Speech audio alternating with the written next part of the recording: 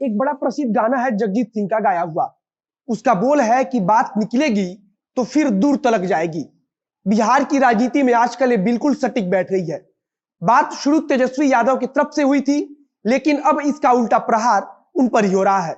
एक और कहावत है कि अगर आप एक उंगली दूसरे की तरफ उठाते हैं तो बाकी की उंगलियां अपने आप ही खुद की तरफ उठ जाती हैं। तेजस्वी यादव ने मंत्रियों को लेकर सवाल पूछा तो अब उनके अपने परिवार पर सवालों की बौछार हो रही है। सदन में तेजस्वी यादव के बयान पर जमकर बवाल मचा तो अब तेजस्वी के परिवार को लेकर तमाम तरह के सवाल किए जा रहे हैं। आगे इस वीडियो में हम पूरी कहानी पर विस्तृत रूप से चर्चा करेंगे। नमस्कार, मेरा नाम है मोहित कुमार सिंह और आप देख रहे हैं जनता जंक्शन।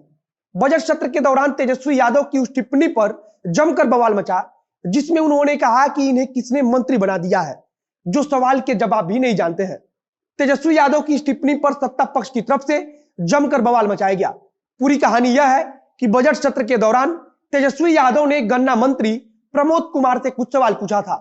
गन्ना मंत्री प्रमोद कुमार ने तेजस्वी यादव के सवाल का जवाब दिया, लेकिन तेजस्वी यादव गन्ना मंत्री प्रमोद कुमार के जवाब से संतुष्ट नहीं थे। संतुष्ट ना होने के नाते तेजस्वी यादव लगातार उनसे सवाल पूछ रहे थे।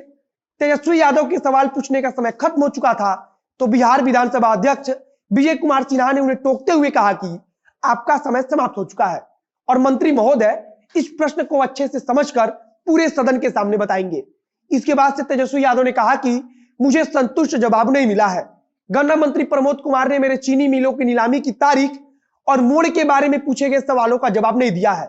इसी के बाद नेता प्रतिपक्ष तेजस्वी यादव ने मंत्री की तरफ इशारा करते हुए कहा कि इन्हें किसने मंत्री बना दिया है जो सवाल के जवाब भी नहीं जानते हैं। नेता प्रतिपक्ष तेजस्वी यादव ने आरोप लगाया कि सकरी चीनी मिल में 20 करोड़ के स्क्रैप को निवेशक ने बेच दिया है और वहां उसने यूनिट भी शुरू नहीं किया है। अब तेजस्वी यादव के इस बयान के बाद सदन का माहौल गर्मा गया और सत्ता पक्ष की तरफ से कई मंत्री और विधायक खड़े होकर हंगामा करने लगे। उन्होंने आरोप लगाया कि सदन में मंत्रियों का अपमान किया जा रहा है।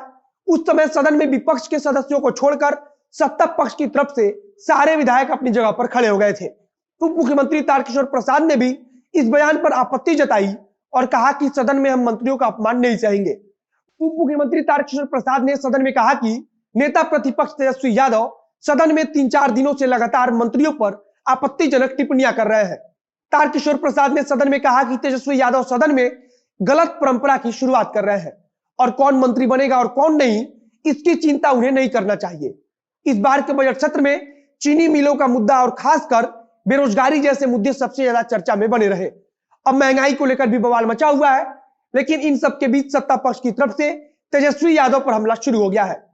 पूर्व उप मुख्यमंत्री सुशील मोदी की तरफ से तेजस्वी यादव पर निशाना साधते हुए कहा गया है कि वे अपने पिता लालू प्रसाद यादव से पूछे कि उनके सरकार में वे कैसे कैसे लोगों को मंत्री बनाया करते थे।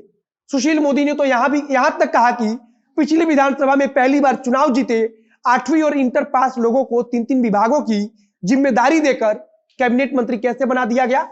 इसके अलावा सुशील मोदी ने राबड़ी देवी पर निशाना साधते हुए कहा कि 1997 में लालू प्रसाद यादव की पार्टी में कई योग्य चेहरे थे, उसके बावजूद एक घरेलू कामकाजी महिला को लालू प्रसाद यादव ने मुख्यमंत्री क्यों बना दिया।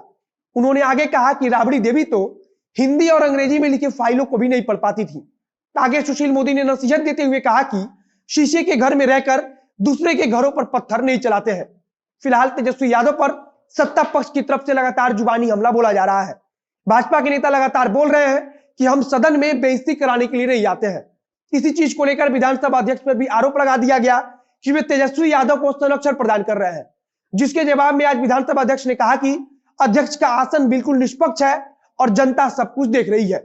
पिछले कुछ समय से रामसूरत राय के मुद्दे को लेकर राजद लगातार भारतीय जनता पार्टी और नीतीश सरकार पर हमलावर थी, तो वहीं अब भारतीय जनता पार्टी तेजस्वी यादव और उनके परिवार को घेरने में लगी है। आगे इससे जुड़ी जो भी खबर आएगी उसे हम आप तक पहुंचाते रहेंगे। वीडियो अच्छा लगा तो शेयर कीजिए, फेसबुक पर देख रहे हैं तो पेज को लाइक कीजिए, यूट्यूब पर देख रहे हैं तो चैनल को सब्सक्राइब कीजिए। मिलते हैं फिर बहुत जल्द अगले वीडियो में। कैमरे के पीछे खड़े हैं वरुण झा और मैं मोहित कुमार सिंह। धन्यवाद।